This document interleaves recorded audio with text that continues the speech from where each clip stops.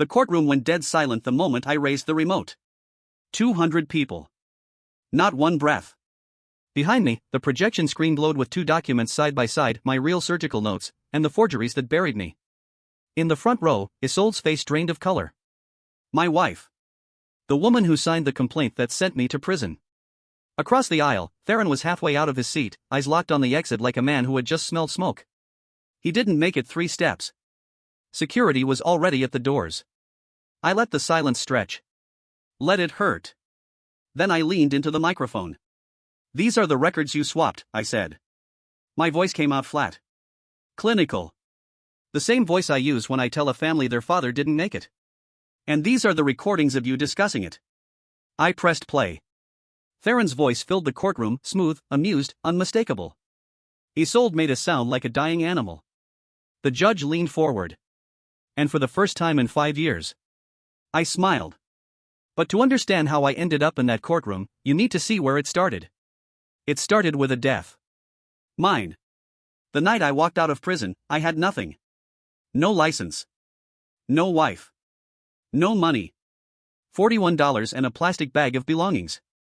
It was raining, the thin, needling rain that soaks you before you notice it. I stepped off the curb outside the bus station. Headlights. A horn. White noise. The last thing I felt was wet asphalt against my cheek. The last thing I thought was, at least it's warm. Then I opened my eyes. Sunlight. White sheets so clean they glowed. A ceiling I hadn't seen in years, the ceiling of the bedroom I used to share with Isolde, back when I believed the word wife meant something.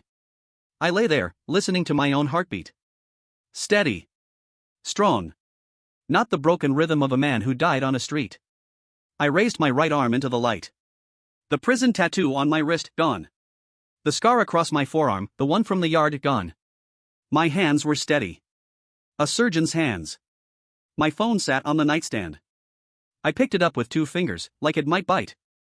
The date on the screen didn't make sense. It couldn't make sense. 5 years. I was 5 years in the past. I stood up too fast, and the room tilted, and that's when I saw it, hanging on the back of the closet door in a black garment bag with a silver ribbon. A wedding suit. My wedding suit. Today was the day. The morning of my wedding to Isolde Crane. I sat down on the edge of the bed, and it all came at once: the trial, the falsified records, Theron's testimony, calm as Sunday weather, telling the jury I was reckless. Isolde's signature on the complaint. The divorce filed the same week, timed like anesthesia. 3 years of concrete and noise. 3 years of lying awake, replaying every operation I had ever performed, hunting for the mistake that never existed. My whole body was shaking now. Not from fear. From clarity. I remembered everything. A knock on the bedroom door. Cashin? Her voice. Warm. Practiced. The same voice that would one day stand in a courtroom and say I never loved him without blinking. "It's time, sweetheart. The car is downstairs." I looked at my hands. Steady. I looked at the suit. A costume for a play I had already seen, and this time, I knew every line before they spoke it. "I'll be right down," I said. And in the mirror above the dresser, I watched myself smile. It was not a kind smile. The venue was all glass and white flowers, the kind of place designed to make money look like love. I walked through the mourning like a ghost at his own funeral. I knew the caterer's name. I knew the best man's jokes. I knew that in the 3rd row, Isolde's mother would cry on cue, and that years from now that same woman would tell a judge I was cold by nature. I shook hands. I accepted congratulations. Every handshake is a trap, I reminded myself. Every smile is a scalpel. I just had to decide where to cut first. And then I saw her. Isolde stood at the end of the aisle in white, and the room sighed like it was witnessing something holy. She was beautiful. That was never the lie. The lie was her smile, soft, trembling, perfect. I knew that smile. I had seen it once before, across a lawyer's desk, the day she filed for everything I owned. She wore it exactly the same way then. As she took my hand, her fingers were warm. Her pulse, where it brushed my wrist, was calm. Of course it was. She wasn't nervous. She was closing a deal. The officiant spoke. Words about trust. About faith. About as long as you both shall live. I almost laughed at that one. When it was my turn, I looked into her violet eyes and said the words clearly, without a single crack in my voice. I do. Inside, something cold and precise slid into place, like a scalpel into a gloved hand. Let the record show, I thought, that on this day I began the longest operation of my life. No anesthesia. No closing until every infection is cut out. Isolde kissed me. The room erupted. I counted exits. At the reception, Theron rose with a champagne glass and that golden boy grin that charmed juries and nurses alike. To Cashin, he said, my brother in every way that matters. The most loyal man I have ever known. He held my eyes when he said it. The toast rolled on medical school stories, polished and harmless, each one earning its laugh. I watched the room lean toward him like plants toward a lamp. That was his gift. He never destroyed anyone himself. He just arranged the room so the destroying happened on its own. And then I saw it, small enough that no one else would ever catch it. As Theron returned to his seat, his hand found the small of Isolde's back. A second. Maybe less. But his thumb moved. Once. Slowly. The kind of touch you only give skin you already know. In my first life, I missed it. Missed 100 of them. 2 years of it, right in front of me, in my house, at my table, at my own wedding. I lifted my glass to him across the room and drank. He smiled back. Keep smiling, I thought. I need those teeth for the record.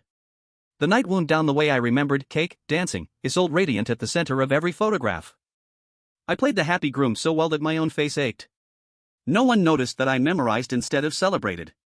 Every guest. Every alliance. Every person who would one day sit in a courtroom and choose a side. 3 years in a cell teach you patience. You learn that time is not your enemy. Time is your blade. And tonight, surrounded by 200 people who loved us, I felt something I had not felt since the asphalt. I felt calm. We got home past midnight. Isolde fell asleep within minutes, champagne drunk and triumphant, one arm across my chest like a claim of ownership. I lay awake in the dark, listening to her breathe, when her phone lit up on the nightstand. Once. Twice. I turned my head slowly.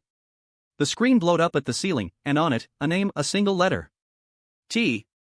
And beneath it, a message preview. 5 words that told me the war had already begun.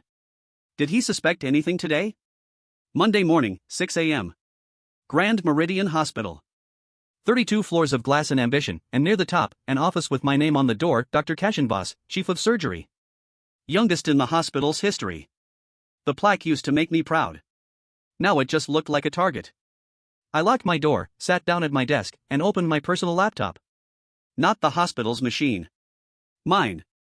If my first life taught me anything, it is that the truth does not defend itself. It needs backups. First, the records. The hospital's surgical archive ran on an old system with admin doors that never quite closed. It took me 40 minutes to build a quiet little mirror, a script that copied every operative note, every anesthesia log, every post-op report to an encrypted cloud drive the moment it was filed. Real time. Untouchable. Nobody could swap my notes again, because now the originals existed somewhere no hospital key could reach. I tested it twice.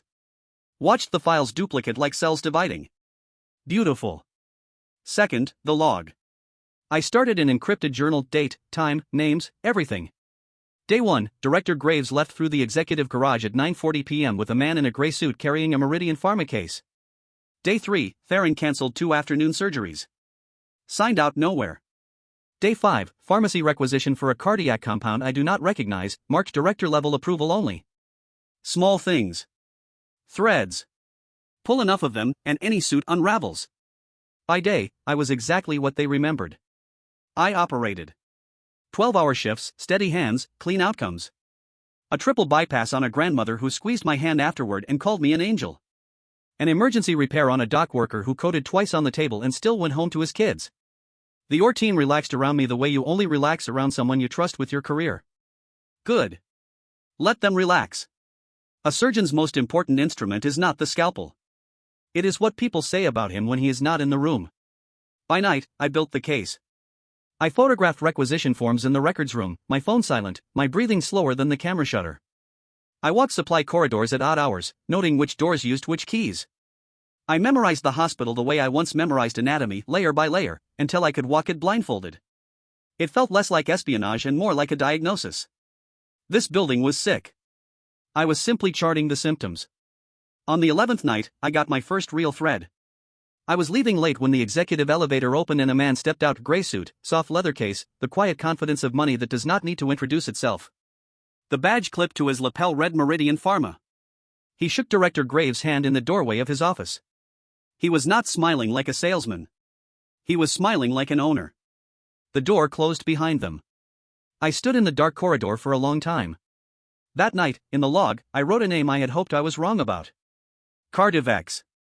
The cardiac compound from the requisition form. I knew that drug. In my first life, it was the poison at the center of everything, the untested miracle Graves pushed on VIP patients while the money flowed offshore. The drug that actually killed Mr. Calloway.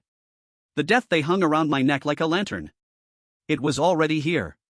Already in the building. Which meant the machine that destroyed me was already running, and I was the only one who could hear it. The shipments came at 3 a.m.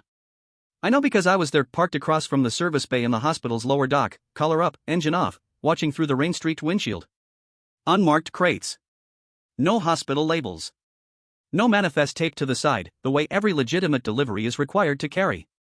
2 men in unmarked jackets wheeled them past the pharmacy cage and into a storage room that, according to the official floor plans, did not exist. The supply chain was a ghost story.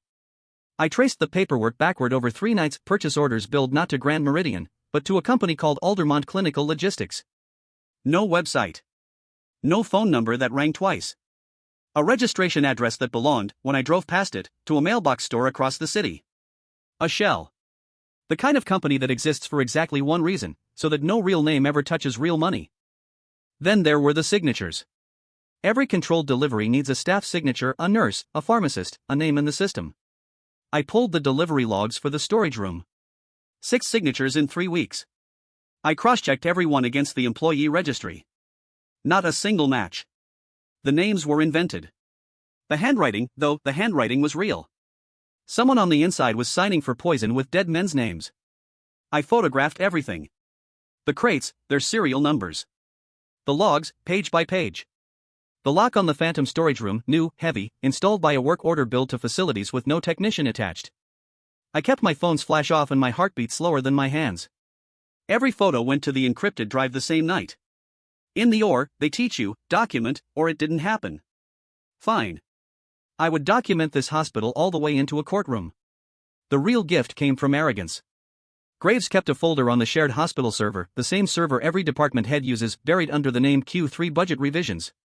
He had locked the other folders. This one, he had forgotten. Maybe for an hour. Maybe for a day. Inside, wire transfer records. Payment confirmations from a bank overseas, stamped in a currency I had only ever seen in financial crime documentaries. Each transfer landed 2 days after a VIP cardiac admission. Every single time.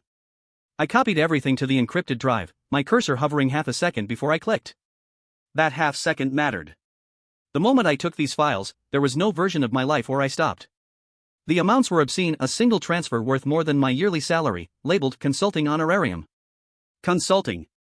The pattern was textbook: admit a wealthy cardiac patient, administer Cardivex, bill the miracle, collect the tribute.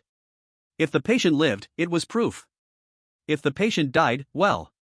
That is what surgeons like me were for. I was closing the last folder when something snagged my eye: a scanned delivery manifest attached to a payment record. Signature line at the bottom. One of the fake names, sure. But handwriting does not lie the way names do. I knew that lazy, looping capital T. I had watched it sign birthday cards.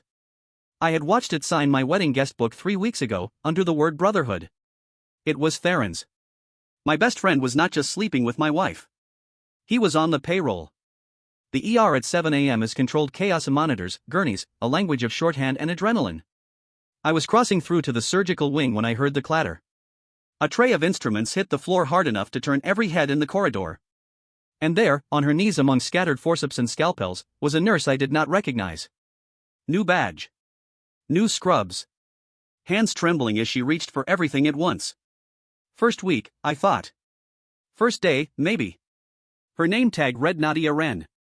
Late 20s, chestnut hair twisted into a knot that was already losing the fight, amber eyes glassy with the particular horror of humiliating yourself in front of surgeons. I am so sorry, I had it easy, I said, and knelt beside her. I picked up a hemostat, then another. Scissors with the scissors. Clamps with the clamps. The tray does not care how fast you move. It cares how you move.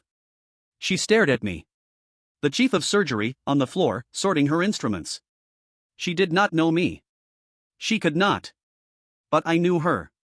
In my first life, Nadia Wren stood up in a courtroom full of powerful men, the only person in that building who did, and said the surgical notes were wrong. That I would never make that error. They buried her for it. Fired within a month. Blacklisted within 2. She left the city in shame, and I never got to thank her, because I was already in handcuffs. And now here she was, on her knees in the same ER, unruined and unknown, asking me if the clamps go on the left. Over the next weeks, I taught her. Quietly. Casually. How to read a surgeon's hands instead of waiting for the request. How to lay out instruments in the order of the operation, not the order of the drawer. How to watch a patient's color during a transfusion and catch a reaction 60 seconds before the monitor does. Things that take most nurses years. She absorbed all of it, fast and stubborn, writing everything in a little notebook she kept in her scrub pocket. One evening she caught up to me in the corridor, notebook in hand, and asked the question I had been waiting for. Can I ask you something strange? Go ahead. Have we met before? Before this job, I mean. You teach like you already know what I will be good at. The corridor lights hummed. Somewhere a monitor chimed. No, I said. But I have a feeling we will work well together. She smiled, small, confused, genuine. The first real smile I had seen in either lifetime. Walking away, I pressed my nails into my palm until it hurt. Don't, I told myself. Don't feel this. Everyone in my life was a piece on a board now: Isolde, Theron, Graves, even Iskra. Pieces have purposes. Pieces get sacrificed when the position demands it. But Nadia was the one person who had bled for me without ever being asked. She was not a piece. She was the reason the board was worth clearing. So I kept my voice flat and my distance measured. Not yet. Not until it is safe. That Friday, the new rotation schedule went up on the ER board. I scanned it out of habit and stopped. Third column. VIP cardiac ward. Weeks 6 through 12, Nurse N. Wren. Graves ward. The same ward, the same months, the same assignment she held in my first life, right up until she watched something she could not unsee and made the mistake of being honest about it. The machine that crushed her once had already reached out its hand again. I stood there for a long moment. Then I walked to the scheduling office. Time to make my first visible move. Mr. Calloway arrived on a Tuesday, exactly as I remembered, 4 months before the storm, with early-stage cardiac symptoms and a wallet full of influence. Wealthy donor. A hospital wing named after his wife. In my first life, this man checked in trusting us, and we killed him. Not with a scalpel. With a signature. I stood over his chart in the admissions office and felt the weight of the moment settle onto my shoulders like a lead apron. His file already had the mark on it. Buried in the admission orders, flagged as routine, Cardivex, trial protocol, pre-authorized per Director Graves' standing VIP directive. Pre-authorized. The drug had not even met the patient, and it was already in his bloodstream on paper. That is how the machine worked. No one ever gave a villainous order. There was just a standing directive, a signature stamp, and a trail of paperwork so clean it squeaked. So I adjusted it. Quietly. Surgically. I rewrote the treatment protocol around a proven alternative: older, boring, safe. I framed it as an optimization for his specific arrhythmia pattern, attached 2 supporting studies, and routed the change through channels so standard that approving it was easier than reading it. The counter-signatures collected themselves. Residents see a chief's signature and sign. Pharmacists see 2 doctors and dispense. Nobody lied. Nobody had to. That is the trick of it. The same machine that could kill a man could be turned, gear by gear, to save him. Calloway stabilized in 9 days. His color came back. His rhythm settled into something a cardiologist could frame on a wall. His daughter cried in the hallway and hugged a nurse. He would live. He would live, and no one would ever know how close the blade had come except me. I allowed myself exactly 1 deep breath outside his door. Then I logged everything: the original orders, my amendments, the timestamps. Even a rescue needs receipts. Theron noticed on Thursday. Of course he did. Say what he deserved about his soul, the man read charts like a hawk. I found him at the nurse's station with Calloway's file open, tapping 1 finger on the medication page. This is not the VIP protocol, he said. Not accusing. Curious. Which was worse? Arrhythmia variant, I said, not breaking stride. Modified for the rhythm. It is all in the notes. He watched me walk away. I could feel his eyes on my back all the way to the elevator. He took it to Graves. I know because 2 days later, an email landed from the director's office, polite, brief, copied to no one. Dr. Voss, please walk me through the Callaway protocol adjustment at your convenience. DG. At my convenience. From a man who summoned people like a king. He was not angry. He was confused. And a confused man asks questions. Why would anyone alter a routine prescription? Who benefits? The machine had noticed a loose gear. I sat with that email for a long time. This was the first crack in the mask, not because I had made a mistake, but because I had made a save. That is the game I was playing. Every life I protected made me slightly more visible. Do nothing, and Callaway dies and the conspiracy proceeds on schedule. Act, and the two smartest predators in the building start wondering why. I typed my reply. Happy to. It is a textbook modification. I will bring the studies. Then I deleted the draft 3 times, made it warmer, dumber, more harmless, and hit send. The intercom on my desk crackled. Dr. Voss? Director Graves will see you now. Graves' office smelled of old wood and older money. He did not offer me a seat. He spread Callaway's chart on his desk like a general with a map and asked me to explain myself. So I did it slowly, thoroughly, boringly. Arrhythmia variance. Drug interaction windows. A study from a cardiology journal so dry it could start fires. I gave him competence without ambition, confidence without curiosity. And I watched his eyes the whole time. He was not listening to the medicine. He was listening for fear. I made sure he heard none. I passed the test, I think. But the room had changed. Theron began finding reasons to cross my path, scrubbing in on my surgeries, appearing at case reviews he had no business attending. You have been different lately, he said one afternoon, clapping my shoulder in the elevator. Colder. More careful. Everything okay at home? Fishing. Always fishing. Tired, I said. Busy season. He smiled. It did not reach his eyes. Neither did mine. At home, Isolde pushed. She was a professional button pusher, years of practice, a map of every insecurity I used to have. Late dinners gone cold. Comments about surgeons who made more. Little silences designed to make me fill them. In my first life, I argued. I defended. I tried. Now I just did not. I answered politely. I slept fine. And I watched frustration bloom across her face like a bruise, because a manipulator's worst nightmare is a man who no longer reacts. The affair surfaced the way rot does, through small cracks. A text left open on her laptop while she showered, he suspects nothing. A perfume on her coat that no one in our house owned. A dinner receipt, slipped from her purse, from a restaurant across the city. 2 entrees.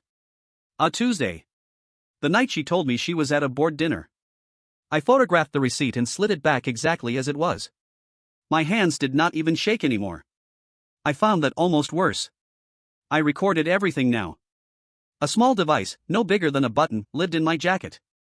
Every conversation with her. Every call I could lawfully capture. Every odd hour, every unexplained receipt, dated and filed. Pretending to see nothing is its own kind of surgery. You excise your pride, your rage, your right to react, and you stitch the wound shut with patience. Some nights I lay beside her and listened to her text under the covers, and I felt nothing at all. That is when I knew the operation was working. Then came the Thursday night that split everything open. I came home early, a cancelled surgery, and the house was dark except for a thin line of light under the study door. Isolde's voice, low and warm, the tone she used when she was getting her way. I stood in the hallway, perfectly still, and listened through the gap. He has changed, she murmured. No, listen to me. He suspects nothing. He is just absent. It is better this way. A pause. Her laugh, quiet and ugly. Then we adapt. Callaway was convenient, that is all. We do not need him anymore. There will always be another patient. I do not remember deciding to move. I remember being at the end of the hall, my back against the wall, my own heartbeat in my ears. Saving one man had not stopped the machine. It had only moved the target. And now I knew the worst thing of all, they were already choosing the next name. Iskra found me before I found her. It was past 11 on a Tuesday. I was leaving the corridor outside Theron's office. I had memorized his desk drawer layout from a reflection in the window, but that is another story when a figure detached itself from the shadow of the parking garage pillars. My sister. 24 years old, medical student, leather jacket over scrubs, and an expression I had known since she was 6.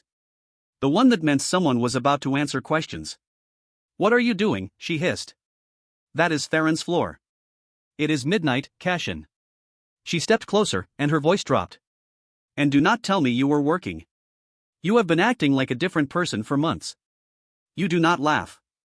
You do not argue with Isolde anymore. You used to argue with her for sport. You look at Theron like. She stopped. Swallowed it. Like he is a diagnosis. I had a lie ready. A good one. I looked at my little sister, the girl I taught to ride a bike, who cried harder than I did at our father's funeral, who once squared up to a resident twice her size for mocking a patient, and I made a decision I could not unmake. You are right, I said. Theron is not who you think he is. And I cannot tell you how I know. But he is going to try to destroy me, Iskra. Him and people above him. I need you to trust me anyway. She stared at me for a long time. Garage lights buzzed. Destroy you how? Falsified records. A patient death. A scapegoat. You have proof? I am building it. Another silence. Then the question I needed, what do you need from me? I told her about the safe in Theron's office. The one behind the diploma. The one whose combination he bragged about, drunk, 2 summers ago, his own birthday backwards, the least imaginative man alive. Her eyes went wide, then narrow. Then calm. That calm is the Voss family curse. I need his safe key, I said. Not the combination. The key, the safe is dual lock. He carries it on him. Always. Iskra crossed her arms. Looked away. Looked back. And here is the thing about my sister that no one warns you about, she did not ask how I knew any of this. She did not ask why I was sure. She asked one question. When? We built the plan in that garage in 20 minutes. The hospital fundraiser, 2 weeks away, black tie, everyone who mattered in one chandeliered room. Theron drank at fundraisers. He danced at fundraisers. And a medical student's hands, I reminded her, are trained to be steady in exactly the way a pickpocket's are. No heroics, I said. 5 seconds of contact. If anything feels wrong, you walk away and we burn the whole plan. Agreed? Agreed, she said, too fast. I believed her about 60%. I should have known it would not be that simple. 3 nights later, Iskra called me from a supply closet, whispering so fast the words tripped over each other. She had gotten close at a department mixer, close enough to brush his collar, check his jacket, pat his pockets in a goodbye hug. It is not on him, she said. Not his jacket. Not his pockets. Cashin, it is on a chain. Around his neck. I saw the outline of it against his chest. Around his neck. Against his skin. The man slept with his secrets the way he slept with my wife, close, and certain they would never betray him. Marshal Hendricks came in for his routine cardiac checkup on a gray Monday morning. 65, retired homicide, a mustache that had outlived 3 police chiefs, and a file thick enough to stop a door. I knew this man. Years ago in this life, too, I had cracked his chest at 2 a.m. when a dissection should have killed him before the elevator doors closed.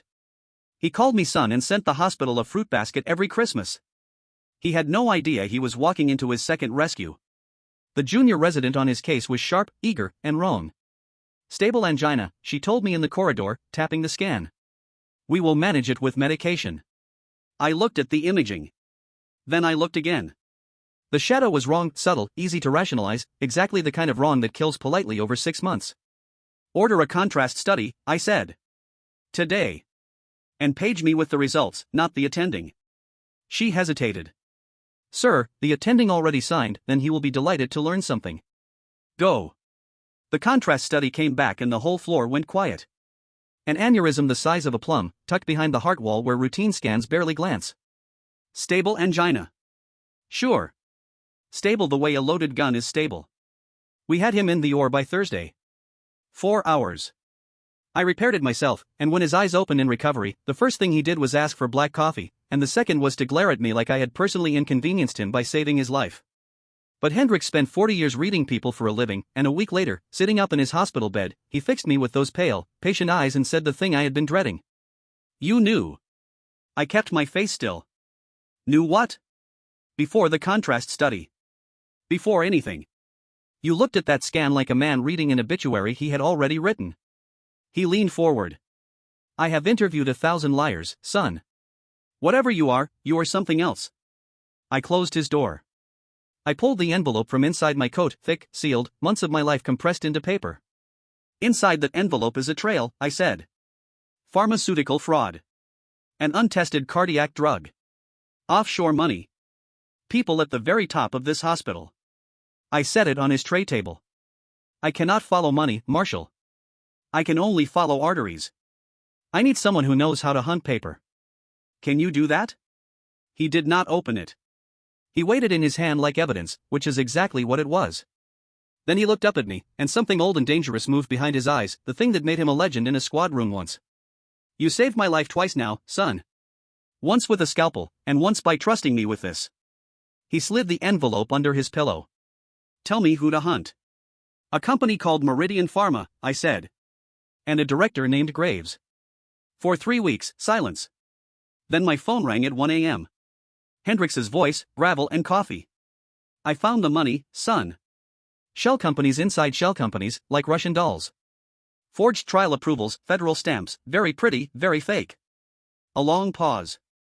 The sound of a man deciding how to say the next part. But you should sit down. Your patient Calloway, he was not going to be the first. I found 5 others. 3 hospitals. Same drug. Same pattern. 5 funerals, cash-in. And every single one has a surgeon's name on the blame. After that, everything converged. Hendrix worked like a man possessed. His kitchen table disappeared under bank records, org charts, and photographs connected by red string he swore was ironic. Meridian Pharma paid Aldermont Clinical Logistics. Aldermont paid a consulting firm. The consulting firm paid a private account that ended, through 4 laundering steps, in a seaside property registered to Director Graves' sister. The string was not ironic. It was a noose. The 5 dead patients were the heart of it. Hendrix pulled every file he could charm, buy, or legally corner. Same drug. Same forged approvals. Same quiet settlement with the families. And in every case, a surgeon blamed one suit into ruin, one stripped of his license, one who did not survive the scandal at all. Graves had not just been getting rich. He had been building a graveyard and hiring gravediggers who did not know they were digging. Then came the fundraiser. Chandeliers, a string quartet, the hospital's whole rotten court in black tie. I watched from the bar as my 24-year-old sister executed the plan better than I deserved. A dance. A stumble, perfectly timed, champagne on Theron's lapel. Her hands at his collar, dabbing, apologizing, laughing, and gone. 5 seconds. She passed me at the dessert table and pressed something small and warm into my hand without breaking stride. His neck is going to feel very light, she murmured. Go. I was in Theron's office by midnight. The safe opened like it was tired of keeping his secrets. Inside, a folder of doctored operative note templates, blanks, pre-drafted, waiting for a death to attach to. Copies of delivery manifests bearing that lazy, looping signature. And a smaller envelope that made my vision narrow, photographs. Of him and Isolde. In my house. Insurance, I realized. Even against her. I photographed every page, replaced everything, relocked the safe, and left the office exactly as dark as I had found it. Check. The last piece walked into my office on her own. Nadia closed my door, and I saw she was gripping that little notebook of hers so hard her knuckles matched the pages. I think I am in trouble, she said. Or crazy. I have been logging irregular prescriptions in the VIP ward, trial doses with no consent forms, standing orders signed by administration instead of physicians. I thought I was misunderstanding. Then I saw your adjustment on the Calloway file. She looked up at me. You saw it too. Didn't you? In 2 lifetimes, it was the bravest thing anyone had ever said to me. It was airtight. The financial trail, documented. The drug trail, documented. Intent, photographed in a safe. Independent witness, sitting in my office, terrified and unflinching. I spent one whole night assembling it into a single, merciless chronology. Then I did what no one ever expected from the man they had marked for slaughter. I walked into the ethics board office and filed a formal complaint, not in defense of myself. Against Director Graves. Fraud. Conspiracy. Endangerment of patients. 20 pages of it. The board scheduled a hearing. I slept 4 hours a night and felt nothing but warm. Then, the evening before the hearing, my phone rang. The board chair herself, and her voice had changed. Dr. Voss. I wanted you to hear this from me. Director Graves has filed a counter-complaint. He is presenting his own evidence tomorrow morning. A pause, thick with apology. Against you. He is claiming the protocol changes, the after-hours access. He says you have been building a fraud inside his hospital. He is asking for your suspension. Effective at the hearing. The hearing room was packed by 9. Graves came in like a head of state, three-piece suit, a lawyer at each elbow, a folder thick with my supposed crimes. He presented beautifully, I will give him that. Protocol changes, unauthorized. After-hours access logs. A narrative about a gifted surgeon cracking under pressure, tampering, spying. He painted me as unstable so smoothly that I watched 2 board members nod along. Then it was my turn. I stood up with a single page of notes. I did not need more. I had timestamps. The director's case depends on my changes being secret, I said. They were not. Every adjustment was filed, countersigned, and here is the part no one in this room knew mirrored. I explained the backup system. Real-time duplication. Encrypted, timestamped, untouchable. Every original document, exactly as written, before anyone could edit, swap, or burn it. His lawyer asked to inspect the drive. I handed it over personally. Watching Graves' face as the auditor scrolled was like watching ice realize it is on a stove. The counter-complaint did not survive lunch. And once the board pulled one thread, the audit swallowed everything: my complaint, Hendrix's financials, the pharmacy logs, the phantom storage room. Auditors are wonderful creatures. They have no ambition, no loyalty, and no mercy. Within a week they were requisitioning records Graves had forgotten existed. Within 2, they were asking about security footage. That was the door I had been waiting to open. I never accused my wife of anything. I did not have to. I simply made sure the audit's routine evidence request included one mundane line: all security footage from the executive parking garage, 12 months, standard retention review. Nobody flags a line like that. Nobody except the 2 people who had been using that garage as their private meeting place since before my wedding. The auditors pulled the footage on a Friday. By Monday morning, it was on the board chair's desk with a cover memo I would have paid a year of my life to watch her read. There was no audio. There did not need to be. Month after month of it, Theron's car beside hers, the timestamped arrivals 9 minutes apart, the goodbyes that were not goodbyes colleagues exchange. One frame, an auditor told me later, was paused for a long time in that boardroom, my best man and my wife, against the door of her car, 1 week after my wedding. In my first life, this discovery broke me. In this one, it arrived as Exhibit 19. The collapse was almost graceful, the way a building is graceful when the charges are placed correctly. Isolde was suspended pending investigation, her access revoked before noon, her office boxed by security while she stood in the lobby still holding her coffee. Theron was escorted out for his own safety, which is corporate, for we do not want photographers getting a good angle. And my phone began to glow. Isolde. Again. 11 calls by midnight. I watched each one light up the screen and fade, and I felt nothing. No triumph. No grief. Just the flat, clean silence of a finished suture. The board's counsel said it to my face 2 days later, in a room with no windows: "Dr. Voss, this is no longer an ethics matter. This is criminal. It goes to the prosecutors in the morning." Graves passed me in the corridor that same week, smaller somehow, the tan gone gray. "You have no idea what you have started," he said.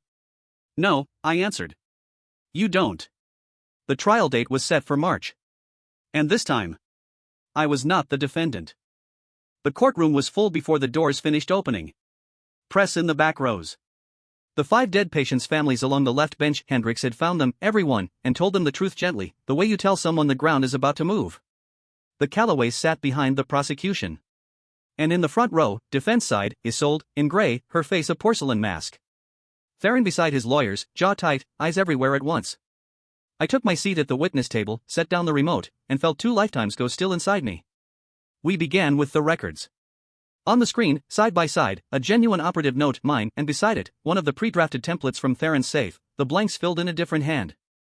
I walked the jury through it the way I walk interns through a procedure. Here is the margin habit only I have. Here is the terminology only he uses. Here is the safe, the key, the chain around his neck. The jury did not blink. They wanted it chapter and verse. I gave them the whole library. Then we played the recordings. The courtroom went dead silent the moment I raised the remote. Theron's voice filled the room, smooth, amused, unmistakable, discussing delivery manifests and our surgeon friend's broad shoulders, perfect for carrying blame. Isolde's laugh on another tape, warm and ugly, discussing my convenient collapse. 200 people. Not one breath. In the front row, Isolde's face drained of color. Theron was halfway out of his seat, eyes locked on the exit. He did not make it 3 steps. Security was already at the doors. Hendricks testified for 6 hours. 65 years old, fruit basket grateful, and absolutely merciless. He unspooled the money like a man reciting his own memoirs, shells inside shells, the consulting firm, the sister seaside property, the forged federal trial approvals with stamps pretty enough to hang in a frame. Then he named the 5 dead. One by one. Name, age, hospital, surgeon blamed. The left bench wept openly. A juror, a hard-faced man who had not moved all trial, took off his glasses and pressed his palms to his eyes. Graves was arrested in the courtroom. It sounds theatrical. It was not. It was quiet and procedural and therefore perfect, a detective at each elbow, his lawyer still mid-sentence, the judge's voice level as a heart monitor. He did not shout. Men like Graves do not shout. He simply looked at me across the room, and for 1 second I saw it, the thing underneath the whole machine. Genuine disbelief. He had been powerful so long he had forgotten consequences were real. The doors closed behind him with a soft click.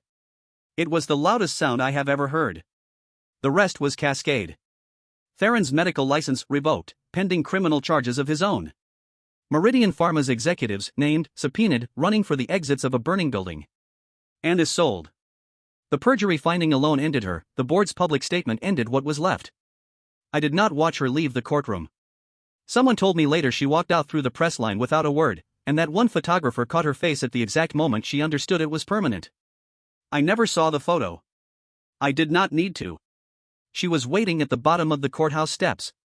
No mask now. Just my ex-wife, the papers had gone through the week before, with mascara she had not bothered to repair. You recorded me, she said. Not a question. Our whole marriage. From the wedding night. You were recording me. I stopped 1 step above her. Yes.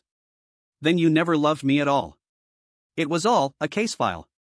The last move available to her, making herself the victim of my vigilance. I gave her the truth, the one thing she never gave me. No, Isolde. I loved you on our wedding day. In another life, it killed me. I walked past her into the sunlight. It was over. Everything I had planned, done. So why were my hands still shaking? After the trial, the hospital went quiet.